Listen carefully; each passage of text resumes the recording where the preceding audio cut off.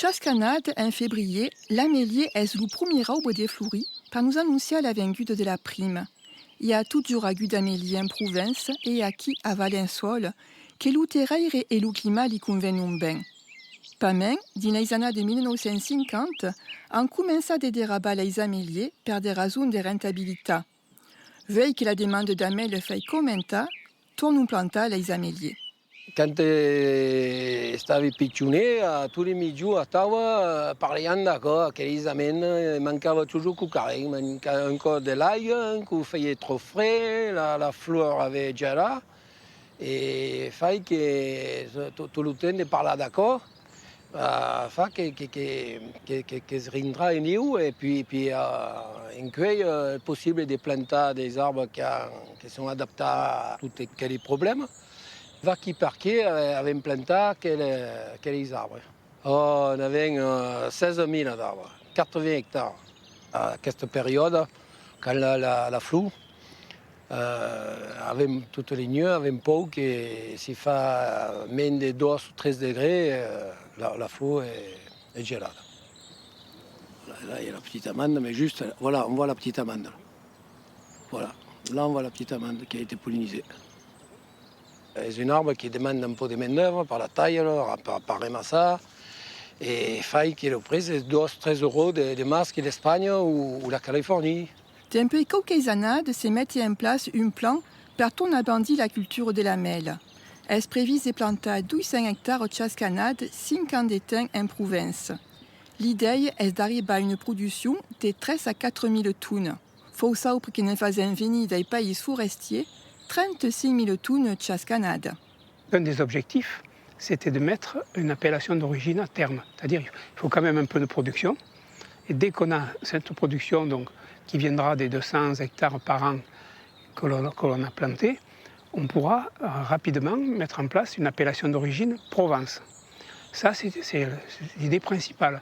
Et après, pour ceux qui se sont plantés ailleurs qu'en Provence, dans le Languedoc, même en Rhône-Alpes, dans l'Ardèche, il y en a qui veulent planter, on a des demandes. Là, on va mettre une IGP qui tient beaucoup plus de large, si on peut dire, dans les différentes contrées françaises. Ça, c'était l'idée, c'est que les amandes françaises en général, elles soient sur un signe de qualité.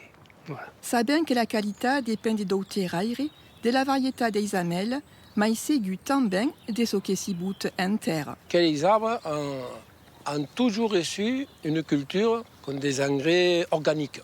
C'est fune des poules, des algues marines qui viennent de Bretagne. Et il y a un seul traitement qui se fait au mois de février, sinon il y a zéro traitement. Parce que les engrais chimiques et tout, cocaïne qu'il faut oublier.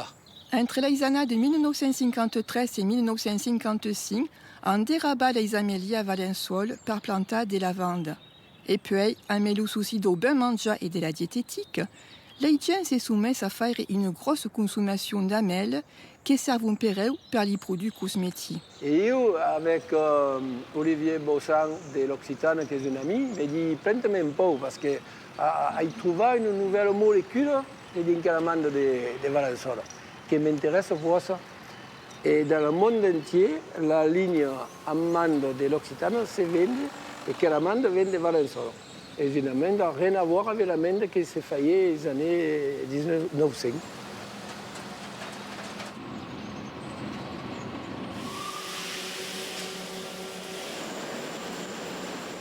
Quelle machine est une pesaille. Et quand je suis ici, j'aime bien parce que les amènes sont toutes rentrées, avec plus de soucis de grêle ou des soucis d'autres cas. Tout le monde se demande comment se rompent les amènes, mais c'est comme quoi.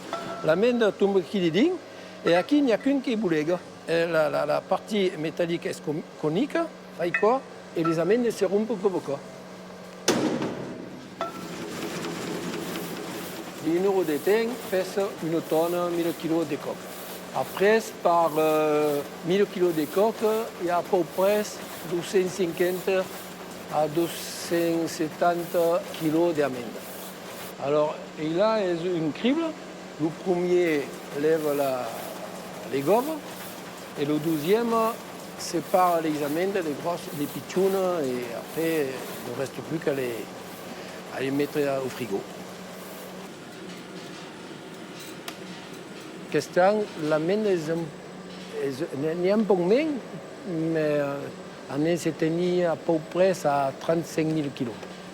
Aquel examel, nature transformada en qualquer produit deriva, se vendono su place di la boutique Terra Roma.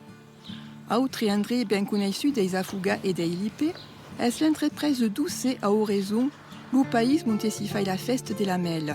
Aquí es pas solament la mel, ma toutes les fruits secs qui sont déclinades en un fun de préfum et des variétés de chocolat.